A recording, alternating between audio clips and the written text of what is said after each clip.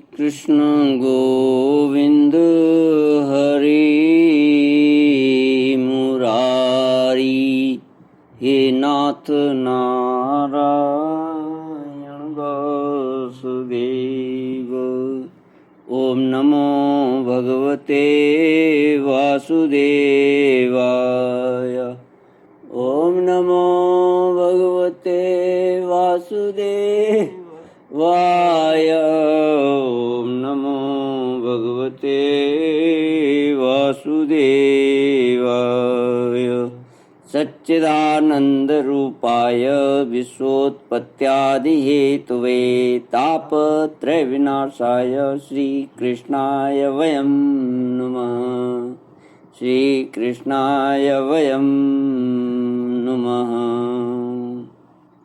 सच्चिद आनंद स्वरूप परमात्मा जो सृष्टि के उत्पत्ति, पालन और प्रलयकारी हैं तथा जीवों के आध्यात्मिक आदि दैविक आदि भौतिक तापों को नष्ट करने वाले हैं, अर्थात जीवों के मानसिक शारीरिक और भौतिक दुखों को दूर करने वाले हैं, उन श्री कृष्ण भगवान को हम नमस्कार करते हैं। श्री कृष्ण गोविंद हरे मुरारी, हे नाथ नारायण वासुदेव। श्रीमद्भागवत दशम स्कंध अथाष्टात्रिंशोऽध्यायः। श्रीशुक उवाच।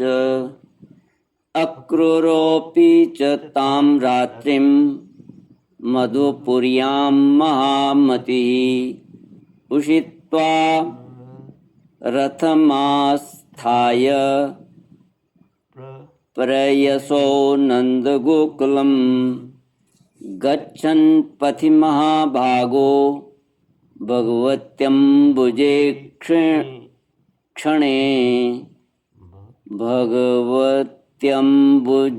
क्षणे भक्तिं परामुपगत एवमेतदचिन्तयत्।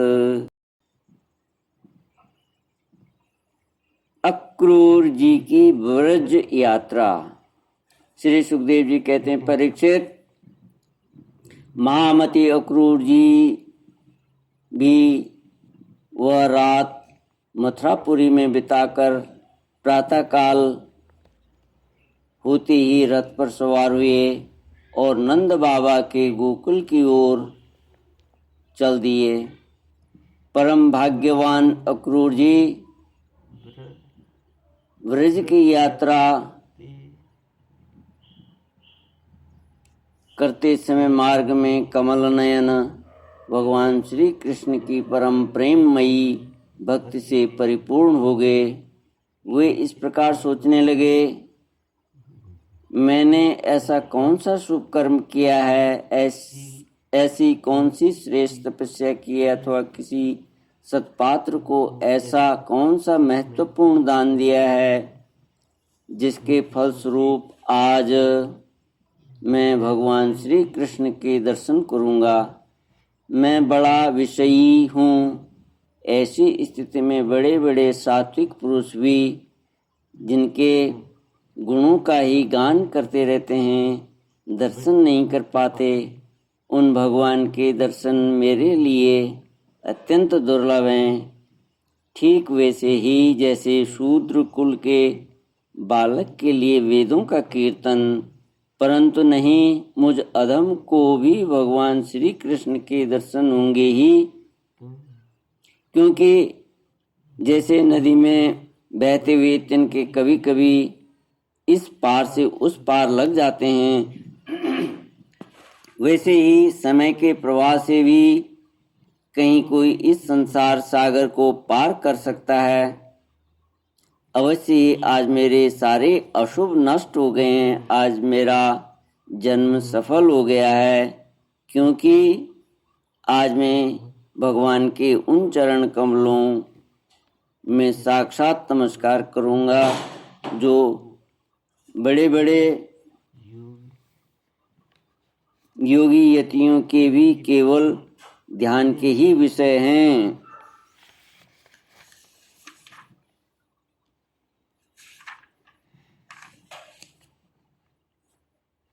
अहो, कंस ने तो आज मेरे ऊपर बड़ी ही कृपा की है। उसी कंस के भेजने से मैं इस भूतल पर अवतीर्ण स्वयं भगवान के चरण कमलों के दर्शन पाऊंगा, जिनके नखमंडल की कांति का ध्यान करके पहले युगों के ऋषि महर्षि उस अज्ञान रूप अपार अंधकार राशि को पार कर चुके हैं। स्वयं ही भगवान तो अवतार ग्रहण करके प्रकट हुए हैं। ब्रह्मा, शंकर, इंद्र आदि बड़े बड़े देवता जिन चरण कमलों की उपासना करते रहते हैं, स्वयं भगवती लक्ष्मी एक क्षण के लिए भी जिनकी सेवा नहीं छोड़ती, प्रेमी भक्तों के साथ बड़े बड़े ज्ञानी भी जिनकी आराधना में संलग्न रहते हैं, भगवान के वे ही चरण कमल गौओं के चराने के लिए ग्वाल बालों के साथ वन वन में विचरते हैं। वही सुरमुनि वंदित श्री चरण गोपियों के वक्ष स्थल पर लगी हुई केसर से रंग जाते हैं, चिन्हित हो जाते हैं। मैं अवश्य अवश्य उनका दर्शन करूंगा। मरकतमणि के समान सुस्निग्ध कांतिमान उनके कोमल कपोल हैं। तोते की ठोर के समान नुकीली नासिका है। होठों पर मंद मंद मुस्कान, प्रेम भरी चितवन, कमल से कोमल रत्नारे लोचन और कपोलों पर घुंघराली अलकें लटक रही हैं। मैं प्रेम और मुक्ति के परम दानी श्री मुकुंद के उन मुख कमल का आज अवश्य दर्शन करूंगा, क्योंकि हरिण मेरी दाईं ओर से निकल रहे हैं। भगवान विष्णु पृथ्वी का भार उतारने के लिए स्वेच्छा से मनुष्य की सी लीला कर रहे हैं। वे संपूर्ण लावण्य के धाम हैं, सौंदर्य की मूर्तिमान निधि हैं। आज मुझे उन्हीं का दर्शन होगा, अवश्य होगा। आज मुझे सहज में ही आँखों का फल मिल जाएगा। भगवान इस कार्य कारण रूप जगत के दृष्टा मात्र हैं, और ऐसा होने पर भी दृष्टापन का अहंकार उन्हें छू तक नहीं गया है। उनकी चिन्मयी शक्ति से अज्ञान के कारण होने वाला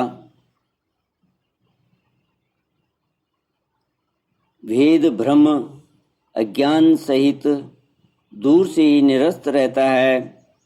वे अपनी योग माया से ही अपने आप में भ्रू विलास मात्र से ही प्राण, इंद्रिय और बुद्धि आदि के सहित अपने स्वरूप भूत जीवों की रचना कर लेते हैं, और उनके साथ वृंदावन की कुंजों में तथा गोपियों के घरों में तरह तरह की लीलाएं करते हुए प्रतीत होते हैं। जब समस्त पापों के नाशक उनके परम कल्याण, परम मंगलमय गुण, कर्म और जन्म की लीलाओं से युक्त होकर वाणी उनका गान करती है, तब उस गान से संसार में जीवन की स्फूर्ति होने लगती है, शोभा का संचार हो जाता है। सारी अपवित्रताएं धुलकर पवित्रता का साम्राज्य छा जाता है। परंतु जिस वाणी से उनके गुण, लीला और जन्म की कथाएं नहीं गाई जाती, वह तो मुर्दों को ही शोभित करने वाली है, होने पर भी नहीं के समान व्यर्थ है। जिनके गुणगान का ही ऐसा महात्म्य है, वही भगवान स्वयं यदुवंश में अवतीर्ण हुए हैं। किस लिए? अपनी ही बनाई मर्यादा का पालन करने वाले श्रेष्ठ देवताओं का कल्याण करने के लिए वे ही परम ऐश्वर्यशाली भगवान आज व्रज में निवास कर रहे हैं और वहीं से अपने यश का विस्तार कर रहे हैं। उनका यश कितना पवित्र है। अहो, देवता लोग भी उस संपूर्ण मंगलमय यश का गान करते रहते हैं। इसमें संदेह नहीं है कि आज मैं अवश्य ही उन्हें देखूंगा।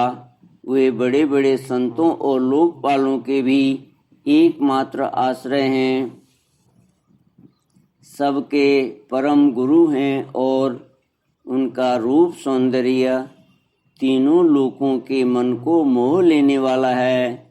जो नेत्र वाले हैं उनके लिए वह आनंद और रस की चरम सीमा है। इसी से स्वयं लक्ष्मी जी भी जो सौंदर्य की अधीश्वरी हैं उन्हें पाने के लिए ललकती रहती हैं। हाँ, तो मैं उन्हें अवश्य देखूंगा, क्योंकि आज मेरा मंगल प्रभात है। आज मुझे प्रातः काल से ही अच्छे अच्छे शकुन दिख रहे हैं। जब मैं उन्हें देखूंगा तब सर्वश्रेष्ठ पुरुष बलराम तथा श्री कृष्ण के चरणों में नमस्कार करने के लिए तुरंत रथ से कूद पड़ूंगा, उनके चरण पकड़ लूंगा। ओह, उनके चरण कितने दुर्लभ हैं। बड़े बड़े योगी यति आत्म साक्षात्कार के लिए मन ही मन अपने हृदय में उनके चरणों की धारणा करते हैं और मैं तो उन्हें प्रत्यक्ष पा जाऊंगा और लौट जाऊंगा उन पर। उन दोनों के साथ ही उनके बनवासी सखा एक एक ग्वाल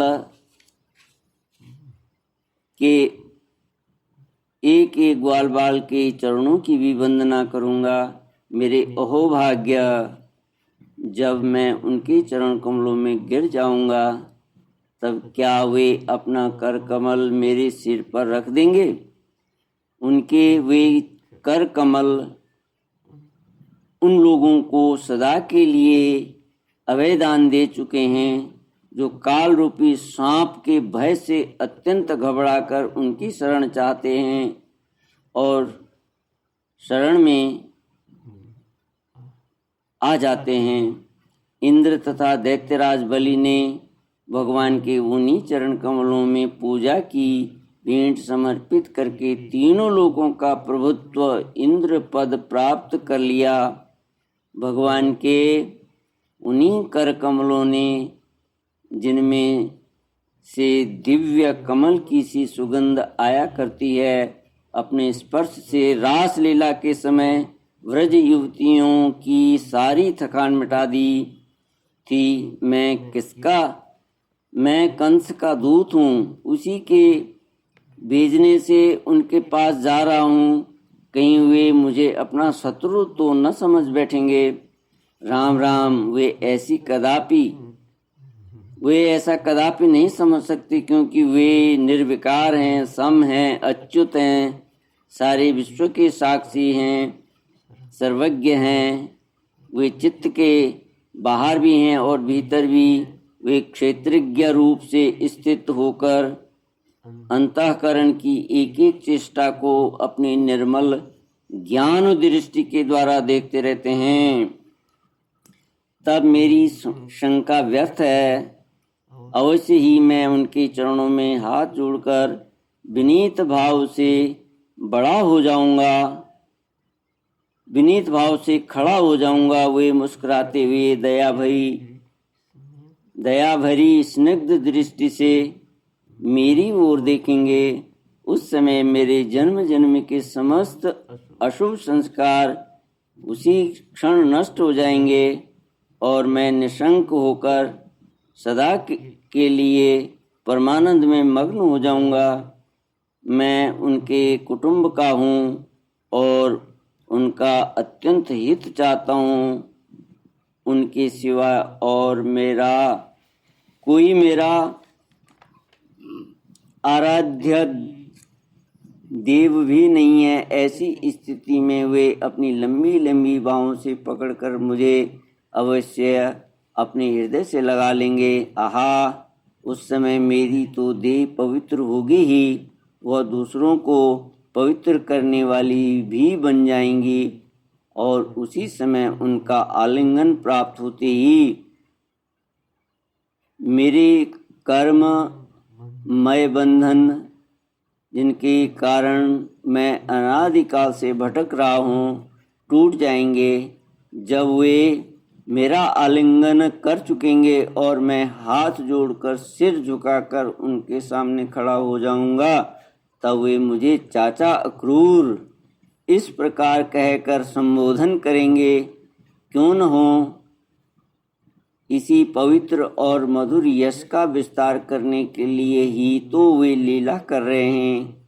तब मेरा जीवन सफल हो जाएगा। भगवान श्री कृष्ण ने जिसको अपनाया नहीं, जिसे आदर नहीं दिया, उसके उस जन्म को, जीवन को धिक्कार है। न तो उन्हें कोई प्रिय है और न तो अप्रिय, न तो उनका कोई आत्मीय सुहृद है और न तो शत्रु। उनकी उपेक्षा का पात्र भी कोई नहीं है। फिर भी जैसे कल्प वृक्ष अपने निकट आकर याचना करने वालों को उनकी मुंह मांगी वस्तु देता है, वैसे ही भगवान श्री कृष्ण भी जो उन्हें जिस प्रकार भजता है उसे उसी रूप में भजते हैं। वे अपने प्रेमी भक्तों से ही पूर्ण प्रेम करते हैं। मैं उनके सामने विनीत भाव से सिर झुकाकर खड़ा हो जाऊंगा और बलराम जी मुस्कुराते हुए मुझे अपने हृदय से लगा लेंगे और फिर मेरे दोनों हाथ पकड़कर मुझे घर के भीतर ले जाएंगे।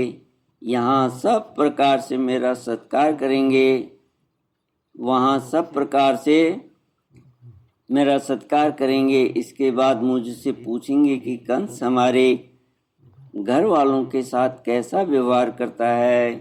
श्री कृष्ण गोविंद हरे मुरारी, हे नाथ नारायण